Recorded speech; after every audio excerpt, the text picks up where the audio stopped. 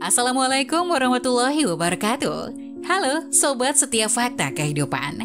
Tidak lupa kami sampaikan salam sehat, salam sejahtera, semoga tercurah segala bentuk kebaikan dan juga kita semua dalam lindungannya.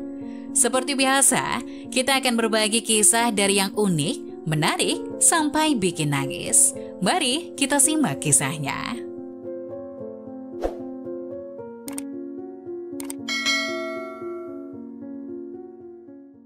Berpakaian kotor saat hadiri rapat orang tua murid. Ucapan bapak ini buat semua orang malu. Pekerjaan yang seakan tidak ada habisnya. Selesai pekerjaan yang satu, lalu datang pekerjaan yang berikutnya lagi. Itulah indahnya jadi guru. Yang buat lebih indahnya lagi, penghasilan tidak bertambah meskipun pekerjaan bertambah.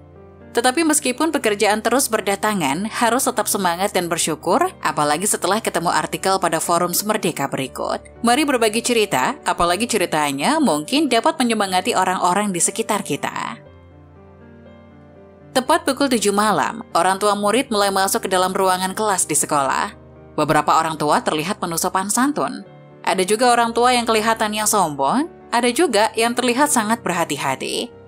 Pada saat guru mulai menutup pintu dan mulai berbicara, pintu yang baru saja ditutup terbuka kembali perlahan-lahan.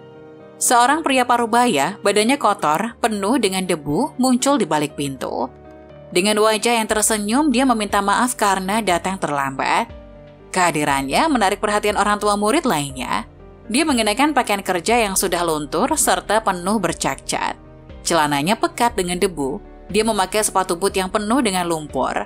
Dia kelihatan seperti baru pulang dari kerja bangunan. Guru itu berkata, "Permisi, Bapak siapa?" Pria parubaya itu berkata, "Saya ayahnya Aminuddin." Guru itu terlihat kaget, tapi segera meminta pria itu menandatangani buku kehadiran. Ayah dari Aminuddin dengan muka yang tertunduk berkata, "Maaf Pak Guru, saya tidak dapat membaca dan menulis." Para orang tua murid lainnya terdengar ada yang mulai mentertawakannya. Sang guru tersebut pun berkata, "Tidak apa-apa, saya akan membantu Bapak tanda tangan."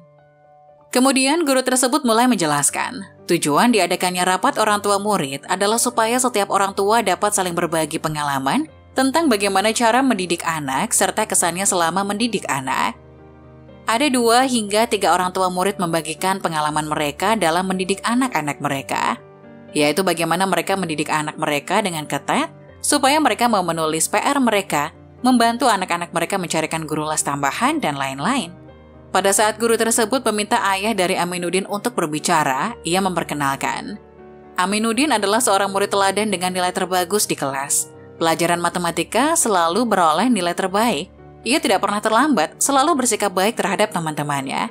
Mari sama-sama kita dengarkan bagaimana ayah dari Aminuddin mendidik anaknya.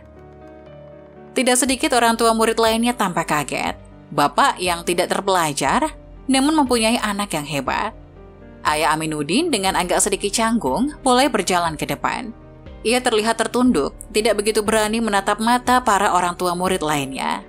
Ini perkataannya, "Saya hanya suka melihat anak saya mengerjakan PR-nya. Setiap kali sepulang kerja, tidak peduli seberapa capeknya saya pasti akan duduk di samping dia untuk melihatnya mengerjakan PR yang ada. Suatu hari anak saya bertanya kepada saya, 'Ayah, setiap hari melihat saya mengerjakan PR, apa ayah mengerti apa yang saya kerjakan?' Saya berkata, 'Ayah tidak mengerti.' Kemudian anak saya bertanya, 'Ayah, jika ayah tidak mengerti bagaimana ayah tahu saya mengerjakannya dengan benar atau tidak?' Saya berkata, 'Jika kamu mengerjakannya dengan cepat, maka ayah tahu bahwa soal ini sangat mudah. Jika kamu menyalakan kipas angin mengambil minum, maka ayah tahu bahwa soal tersebut susah.' Saya seorang buruh bangunan. Suatu kali saya mengangkat wajah saya dan melihat bangunan tinggi yang saya bangun. Saya bertanya kepada anak saya, 'Apakah kamu mau tinggal di rumah yang tinggi, yang besar, rumah yang indah, mengendarai mobil bagus?' Anak saya menganggukkan kepalanya. Saya berkata, 'Oleh karena itu kamu harus belajar dengan baik.' Saya tidak sekolah, tidak dapat membaca dan menulis. Saya tidak tahu bagaimana cara-cara hebat mendidik anak. Saya hanya suka bercakap-cakap dengan anak saya. Anak saya senang jongkok di samping saya pada saat saya bekerja. Saya tidak memberikan uang jajan kepada anak. Ia tidak bermain internet, juga tidak belanja macam-macam. Dia sering di rumah membantu saya mencuci pakaian. Setelah selesai berbicara, dia membungkuk untuk memberikan hormat kepada sang guru. Orang tua murid lainnya terpaku tak bergeming. Hati mereka sangat tersentuh oleh perkataannya. Ayah ini meskipun tidak mempunyai pendidikan yang tinggi dan tidak dalam keadaan ekonomi yang cukup, tetapi ia sangat hormat kepada guru. Dia juga senang menemani anaknya. Ini adalah caranya bagaimana dia berhasil dalam mendidik anak. Kebenaran cerita tadi mungkin masih kita ragukan, tetapi kita mempunyai beberapa catatan penting dari cerita tadi untuk kita terapkan dan kita bagikan kepada orang sekitar kita, terkhusus kepada orang yang kita cintai. Nah, bagaimana menurut kalian? Jangan lupa tulis pendapat kalian di kolom komentar ya. Wassalamualaikum warahmatullahi wabarakatuh.